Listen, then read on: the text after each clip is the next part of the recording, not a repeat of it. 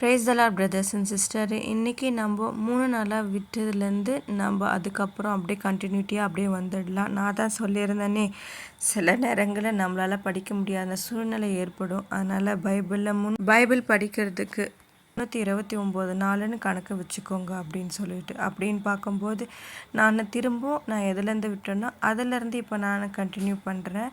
இப்போது நம்ம இன்றைக்கி பார்க்க வேண்டிய அதிகாரங்கள் ஜெனிசிஸில் 37லேருந்து நம்ம 40 வரைக்கும் பார்க்க போகிறோம். ஃபஸ்ட்டு நம்ம 37 என்ன சொல்லுது அப்படின்றத பார்க்கலாம் வாங்க. அதாவது ஜோசப் யாக்கோபுக்கு ரொம்பவும் பிடித்தமான மகன். இந்த சாப்டரில் இன்க்ளூட் ஆகிற விஷயங்கள் ஜோசப்பின் கனவுகள், அவரது சகோதரர்களின் பொறாமை, அடிமைத்தனத்திற்கு விற்பது ஆகியவைகள் அடங்கும்.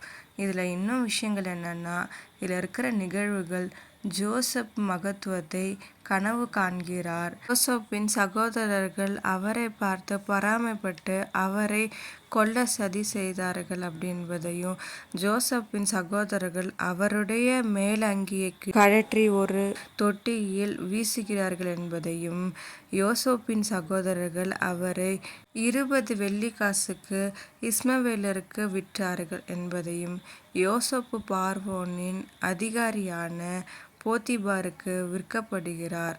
பின்பு யாக்கோபு தன் மகனுக்காக பல நாட்களாக வருந்துகிறான்.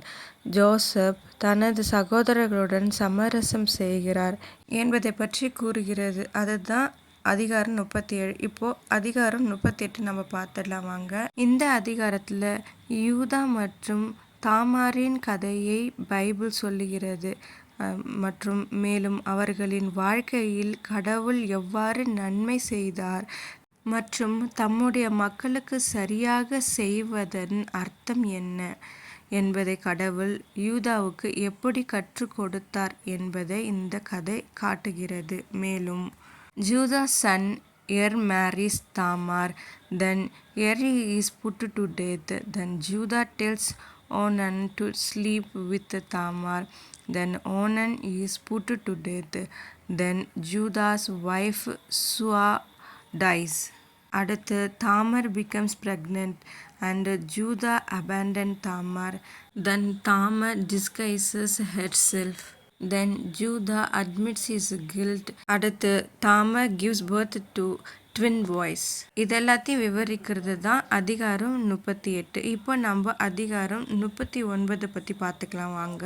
இதில் எகிப்தில் அடிமையாக விற்கப்பட்ட ஜோசப் பின்னர் தனது எஜமானரின் வீட்டு கண்காணிப்பாளராக ஆனார்.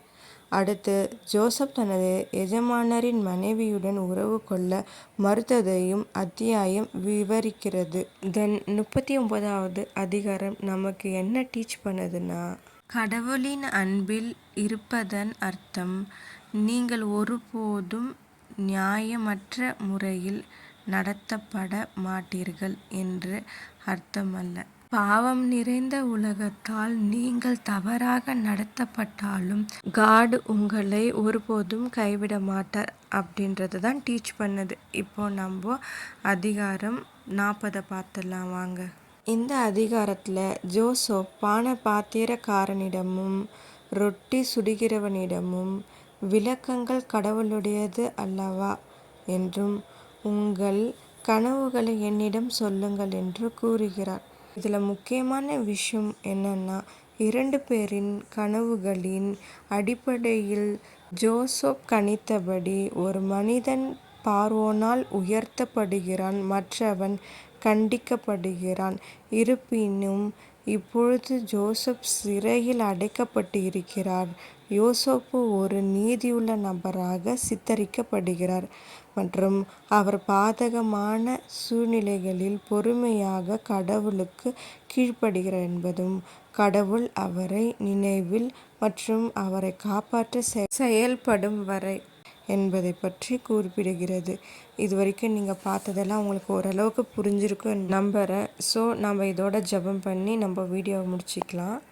அப்பா பிதாவே, ஜோசப்பை எப்படி நீங்கள் கைவிடாமல் பாதுகாத்தீங்களோ அதுபோல் எங்களும் நீர் பாதுகாக்கும்படி ஜெபிக்கிறேன். இயேசுவே, தினந்தோறும் வேத வசனத்தை நாங்கள் படிக்க கிருபை செய்யுங்க. இயேசுவே, ஆமேன். ஓகே பிரதர்ஸ் அண்ட் சிஸ்டர், அடுத்த வீட்டில் பார்க்கலாம். Subscribe my channel.